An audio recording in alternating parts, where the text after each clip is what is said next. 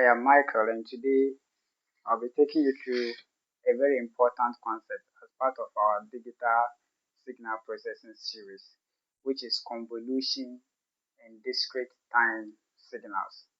And convolution is a method that is used to determine the output of a system. It's a method that is used to determine the output of a system. Output of a system y of n. Okay, given an input x of n.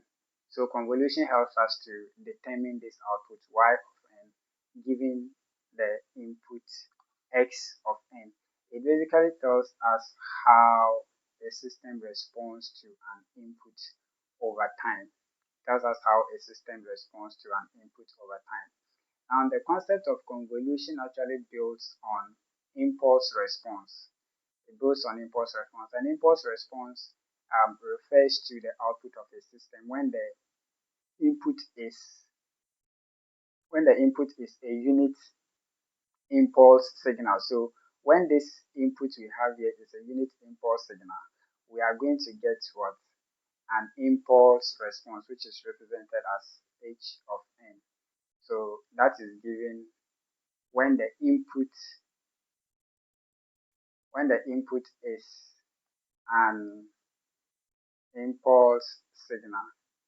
When the input is an impulse signal. That's okay. Now, impulse signal, as we all know, is a signal that is zero at every point except when n is equal to 0. So we represent it as this impulse response. So it is 0 at every other point except what? N is equal to what? 0. Okay. So for n is equal to 0, it is not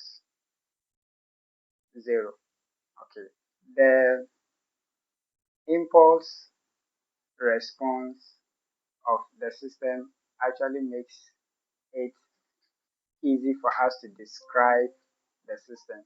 Once we know the impulse response, we can determine the output of any input signal. Every discrete signal can be represented or can be expressed as a sum of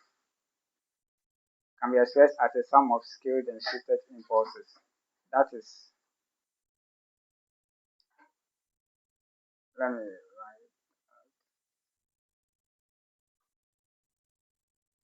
So that is for a discrete signal x of n. We can represent it as a sum of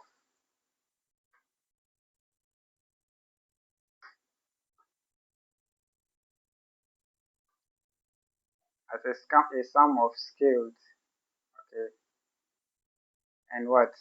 Shifted. The sum of scaled and shifted impulses. The sum of scaled and shifted impulses.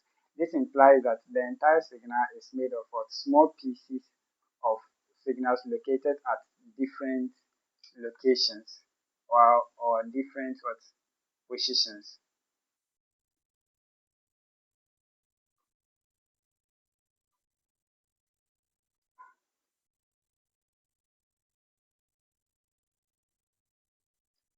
So this means that the entire signal is made up of many small pieces, each located at different time positions.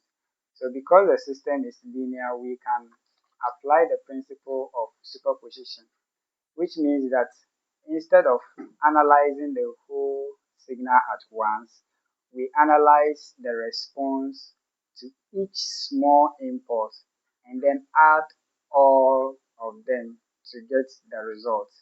That's okay. So for each impulse x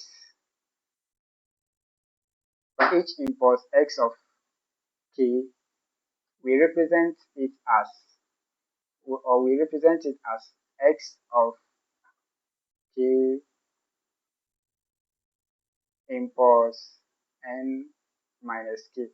So the system produces a corresponding output, which will be given as what? X of okay, then the impulse response. Okay, because this is represented as what?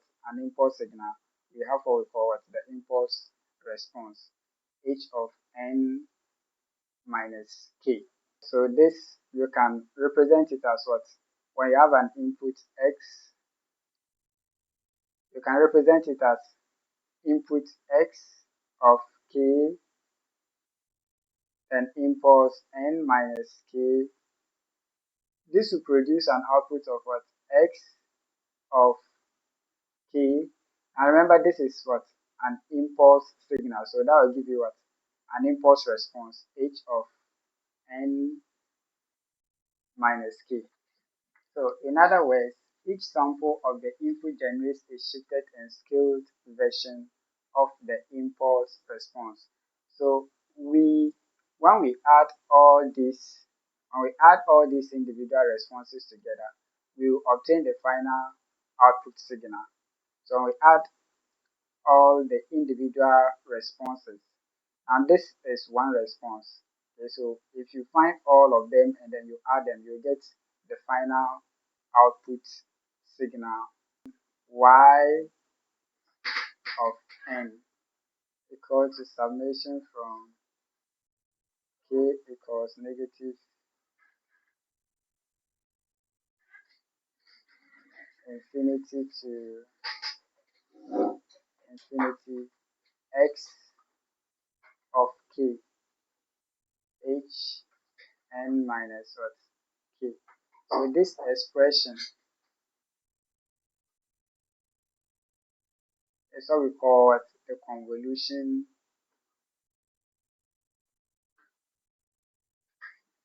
What we call the convolution sum.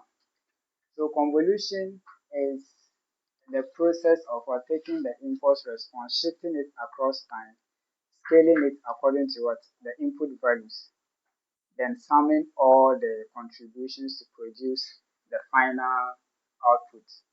So convolution is a very important concept because it allows us to determine the behavior of a system without solving complicated equations.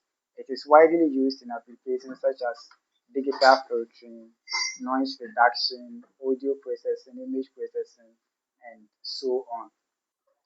So in our next video, we would apply this concept step by step to solve a convolution problem using the impulse decomposition method, where we will break the signal into impulses and then sum the corresponding responses to obtain the final result.